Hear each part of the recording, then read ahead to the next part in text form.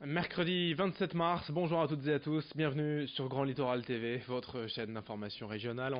En images, en 8 minutes, voici l'essentiel de l'actualité du jour, le journal préparé par la rédaction. Et d'abord vos prévisions météo. Aujourd'hui, le ciel restera partagé entre nuages et soleil, toujours pas de pluie de prévu aujourd'hui, mais des perturbations nuageuses sûrement plus importantes qu'hier. Le littoral profitera un peu plus du soleil, à l'inverse de l'Audomarois ou de la Flandre. Les températures, elles, sont en hausse cet après-midi, 10 degrés à Dunkerque, 11 à Calais et à Boulogne, 12 degrés à Saint-Omer. Les prévisions météo complètes après ce journal. On démarre tout d'abord avec une information qui ne surprendra sûrement pas les parents. Les cartables des élèves sont de plus en plus lourds, un phénomène dénoncé depuis plusieurs années déjà par la FCPE, la Fédération des conseils de parents d'élèves du Nord. Mais chaque année c'est de pire en pire, l'association le prouve en effectuant régulièrement des pesées de cartables et les chiffres sont parfois surprenants. Évidemment, ces sacs trop lourds engendrent des problèmes de santé, un risque pour la croissance et le dos des enfants. Et toutes les classes sont touchées, de l'école primaire jusqu'au lycée. Mais le problème est flagrant surtout en sixième, quand les élèves découvrent une nouvelle façon d'aller en classe. Selon la FCPE, le poids idéal d'un cartable, c'est 10% du poids de l'enfant. Explication complémentaire au micro de Vincent Vieillard. La posture des enfants. La posture, elle n'est plus du tout adaptée. Surtout que vous savez, chaque enfant, ils ont leur petit cartable, un sac à dos, et on va à l'école avec une seule languette posée sur l'épaule. Donc voilà, donc l'enfant marche un certain nombre de mètres, même d'une centaine de mètres, 200 mètres, 300 mètres, peu importe. Et on s'aperçoit qu'au fur et à mesure du temps, même sans sac, ils ont une posture qui est plus du tout adaptée. Donc ça fait que ça provoque des dysfonctionnements. On va vraiment parler des vertèbres, du dos, du positionnement sur les chaises. Enfin voilà, donc ça donne des gros problématiques médicales. Puisque l'on parle d'école, plusieurs manifestations dans les établissements scolaires hier sur le littoral, mobilisation plutôt bien suivie hier à Guînes et à Andres, école morte pour protester contre le projet de Jean-Michel Blanquer, ministre de l'Éducation nationale, et les suppressions de postes ou de classes. À Étaples également, la mobilisation se poursuit au collège Jean Jaurès contre la suppression d'un poste d'aide de laboratoire. Du nouveau, chez Arc International, la société audomaroise spécialisée dans les arts de la table vient d'obtenir un accord de financement de 120 millions d'euros, conclu après 4 mois de négociations entre les pouvoirs publics et les partenaires privés.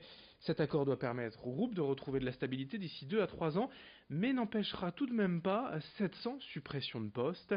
Pour rappel, en 2015, Arc International, alors proche du dépôt de bilan, avait été repris par le fonds américain PHP. Aujourd'hui, l'entreprise verrière va mieux et va pouvoir souffler en quelque sorte grâce à cet accord, même s'il y a 700 suppressions de postes annoncées. Notez que sur ces 120 millions d'euros de financement, 30 viennent de fonds publics sous forme de prêts. Explication avec le PDG d'Arc International, Tristan Borne, interrogé pour nous par Louis Caillé. Il y a un bel accord obtenu après de longues négociations. Nous avons commencé ces négociations début mois de janvier. Mais tout d'abord, il s'agit de lancer la phase 2 du plan de redressement de ARC. Phase 1 avait commencé au début 2015 lors de la reprise par le nouvel actionnaire. Cette reprise a déjà commencé à porter ses fruits puisque 100% des lignes sont saturées et que les clients sont vraiment friands de nos produits. On l'a vu l'année dernière encore avec nos innovations. Donc la phase 2 a été lancée en fin d'année, début des négociations avec les syndicats au mois de janvier, puisque c'était une des conditions importantes, c'est de montrer que l'ensemble des équipes de ARC étaient mobilisées pour aller dans la direction de ce plan. Ensuite, une analyse par des cabinets extérieurs, et puis la mise en place de ce financement, puisque c'est ce que disait hier la secrétaire d'État, le plan est crédible, le plan est réaliste, et le retour à la profitabilité est bien en vue pour ARC. Et on suivra bien sûr l'évolution de ces 700 suppressions de postes annoncées chez Arc International dans nos prochaines éditions sur Grand Littoral TV. 2 jours après l'arrêt du mouvement de grève de Uzel, des douaniers calaisiens, l'heure est au bilan pour les entreprises de transport. Durant 2 semaines, je vous rappelle, les douaniers ont accentué leur contrôle au port et au tunnel, entraînant de longues heures d'attente pour passer en Angleterre. Lundi, cette grève s'est arrêtée sans raison a priori et c'est forcément une bonne nouvelle. Déjà pour les transporteurs, exemple, ici à l'entreprise Socotra basée près de Saint-Omer. Elle réalise 99% de son chiffre d'affaires avec le Royaume-Uni et ses camions passent la Manche tous les jours. Après la pression migratoire aux abords de Calais, les gilets jaunes et les douaniers, la situation est de plus en plus difficile à vivre et le Brexit et ses incertitudes en rajoutent au ras-le-bol de ce patron de PME rencontré par Louis Caillé.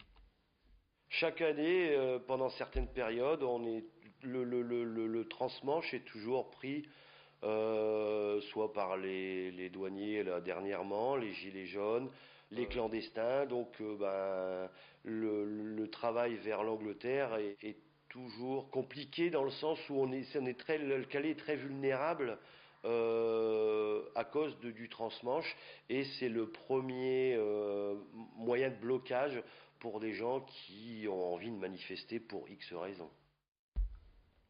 Enfin, comment en résoudre un conflit de famille entre parents et enfants, ou même au sein d'un couple sans conséquences néfastes?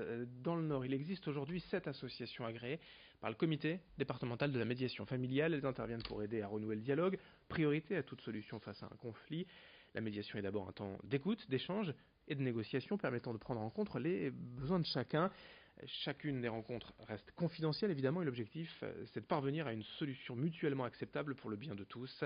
Margot Sey a rencontré plusieurs médiatrices familiales qui évoquent leur travail au quotidien. Alors, les personnes qui viennent en médiation peuvent le faire directement. D'accord ? La plupart des personnes peuvent nous contacter et exposer la difficulté dans laquelle ils se trouvent et le conflit qu'ils traversent. La médiation, elle peut être aussi initiée par un juge aux affaires familiales, voire un juge des enfants ou d'autres magistrats. Et ceux-ci vont alors ordonner une médiation familiale ou enjoindre les personnes à venir s'informer sur la médiation familiale. On travaille aussi avec des avocats. L'avocat, il a aussi une part importante dans ce processus puisqu'il peut conseiller son client à venir en médiation familiale. Et nous aussi, en tant que médiateur familial, on va renvoyer les personnes vers leurs avocats pour toutes les informations juridiques dont elles ont besoin pour clarifier la situation qu'elles vivent. Fin de cette édition, vous êtes bien en notre compagnie sur Grand Littoral TV pour tout savoir de l'actualité près de chez vous. Restez avec nous, dans un instant vos prévisions météo sont à suivre.